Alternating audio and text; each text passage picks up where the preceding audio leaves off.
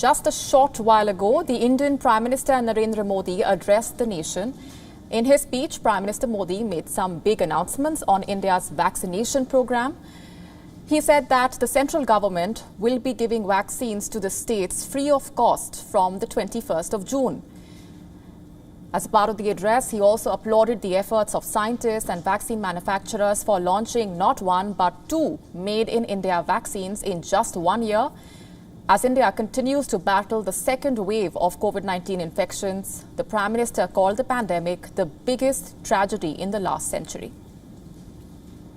देश की किसी भी राज्य सरकार को वैक्सीन पर कुछ भी खर्च नहीं करना होगा। अब तक देश के करोड़ों लोगों को मुफ्त वैक्सीन मिली है। अब 18 वर्ष की आयु के लोग भी इसमें जुड़ जाएंगे।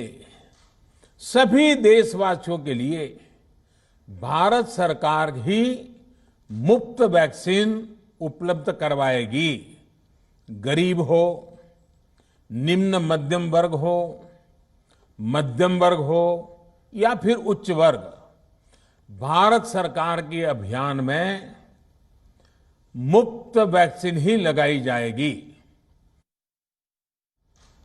बीते 100 वर्षों में आई ये सबसे बड़ी महामारी है, त्रासदी है। इस तरह की महामारी आधुनिक विश्व ने न देखी थी न अनुभव की थी। इतनी बड़ी वैश्विक महामारी से हमारा देश कई मोर्चों पर एक साथ लड़ा है। कोविड अस्पताल बनाने से लेकर आईसीयू बेड्स की संख्या बढ़ानी हो, भारत में वेंटिलेटर बनाने से लेकर टेस्टिंग लैब्स का एक बहुत बड़ा नेटवर्क तैयार करना हो, कोविड से लड़ने के लिए बीते 1.25 साल में ही देश में एक नया हेल्थ इंफ्रास्ट्रक्चर तैयार किया गया है।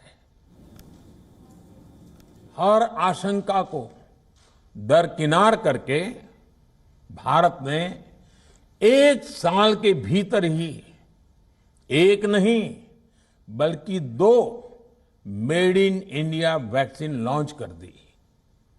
हमारे देश ने, देश के वैज्ञानिकों ने ये दिखा दिया कि भारत बड़े बड़े देशों से पीछे नहीं है।